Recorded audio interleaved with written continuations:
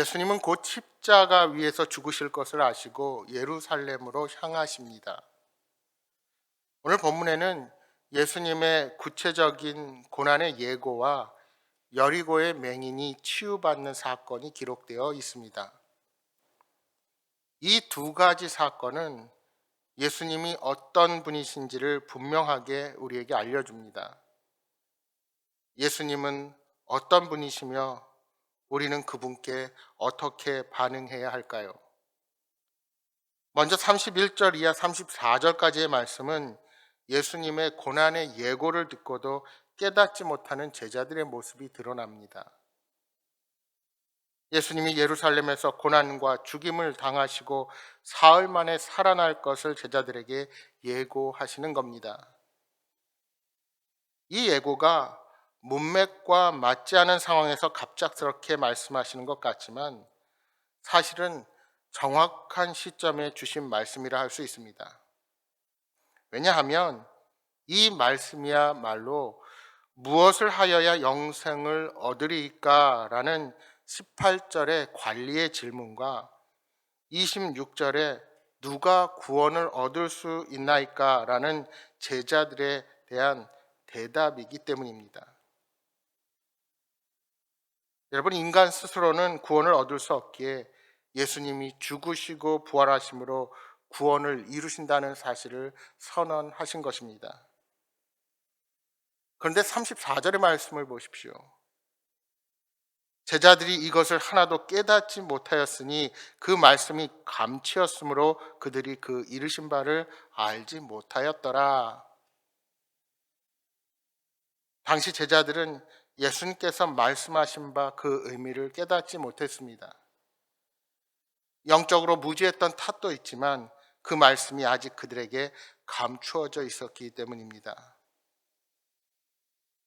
제자들은 메시아께서 이스라엘을 로마 제국으로부터 독립시켜 구약의 이스라엘과 같은 하나님이 통치하시는 나라로 회복시킬 것으로 착각하고 기대하고 있었습니다. 그래서 예수님이 하시는 말씀을 막연하게 상징적인 의미로만 받아들였을 뿐 그 모든 말씀이 현실로 이루어지라고는 생각하지 못한 것입니다. 이러한 상황을 34절에 말씀이 감추어져 있었다라고 표현하는 것입니다. 제자들은 예수님의 입장에서 말씀을 이해하지 않고 자신들의 생각과 자신들의 소망에 기초해서 그 모든 말씀을 받아들이고 이해하려 했습니다. 제자들은 예수님의 죽으심과 부활 그리고 승천 이후에 가서야 그 모든 말씀을 밝히 깨닫게 됩니다.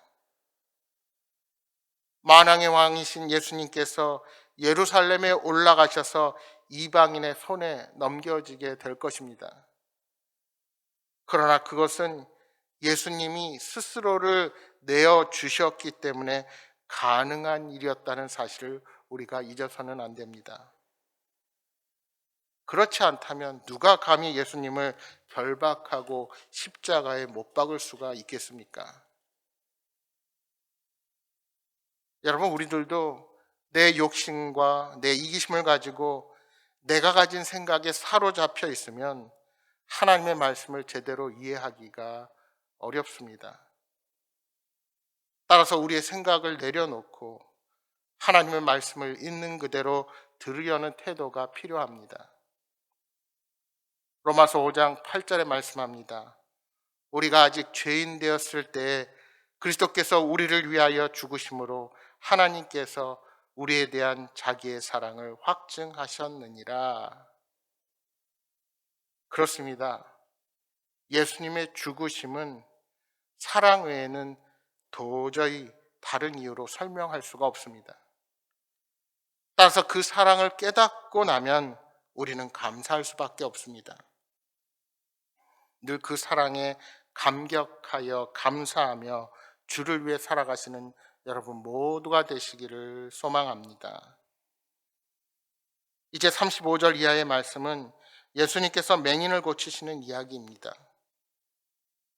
예수님이 제자들과 여리고에 가까이 가셨을 때 그 길목에 맹인이 앉아 구걸을 하고 있었습니다. 그 당시 앞을 보지 못하는 장애인이 살 수 있는 방법은 구걸뿐이었습니다. 그런데 그에게 한 줄기 빛이 비칩니다. 무리에게서 나사렛 예수가 지나가신다는 정보를 얻게 된 것입니다.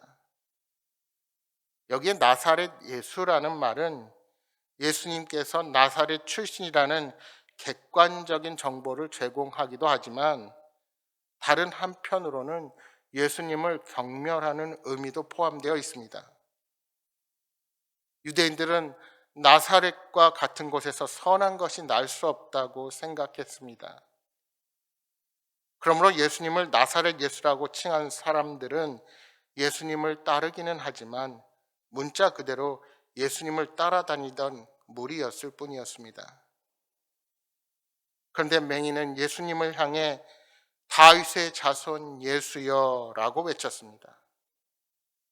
여러분, 나사렛 예수와 다윗의 자손 예수는 엄청난 인식의 차이가 있습니다. 그 당시 많은 따르는 무리들은 호기심이나 뭔가 얻고자 하는 그런 욕심 때문에 예수님을 따랐지만 이 맹인은 예수님을 다윗의 후손, 즉 메시아로 여기고 부르짖는 것입니다. 구약의 예언대로 오시는 메시아는 맹인의 눈을 뜨게 하시는 능력의 주님이십니다. 이런 바른 지식이 그 맹인을 간절하게 만들었습니다. 이 기회를 놓치면 영영 눈을 뜰 수 없겠구나 하는 절박함이 그를 붙잡았을 것입니다.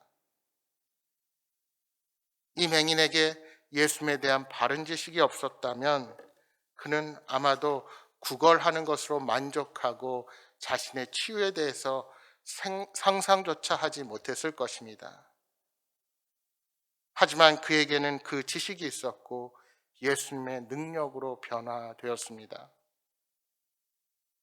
물론 맹인에게 바른 지식이 있었지만 그가 원하는 것을 얻기는 결코 쉬운 일이 아니었습니다. 왜냐하면 그가 소리 지르는 것을 탐탁치 않게 여긴 무리가 그를 막았기 때문입니다. 예수님을 나사렛 사람으로만 여긴 무리들, 즉 예수님을 바르게 알지 못하는 사람들에 의해 참 지식과 믿음을 가지고 있는 한 사람이 위기를 맞이하는 겁니다. 하지만 그 상황에서도 올바른 지식이 위력을 발휘합니다. 맹인이 가지고 있던 바른 지식, 그리고 그 바른 믿음은 좌절하는 법을 몰랐습니다. 앞을 볼 수 있는 사람도 전혀 알지 못했던 예수님의 진면목을 앞을 보지 못하는 맹인은 알고 있었기에 더욱 크게 소리 지를 수 있었습니다. 주변 사람들의 면박과 핍박, 조롱이 심했지만 맹인은 더 크게 소리를 질러 예수님을 찾았습니다. 사람들의 소리가 커질수록, 핍박이 강해지면 강해질수록 맹인 안에 있던 올바른 지식이 그를 더 끈질기게 소리치게 만든 것입니다.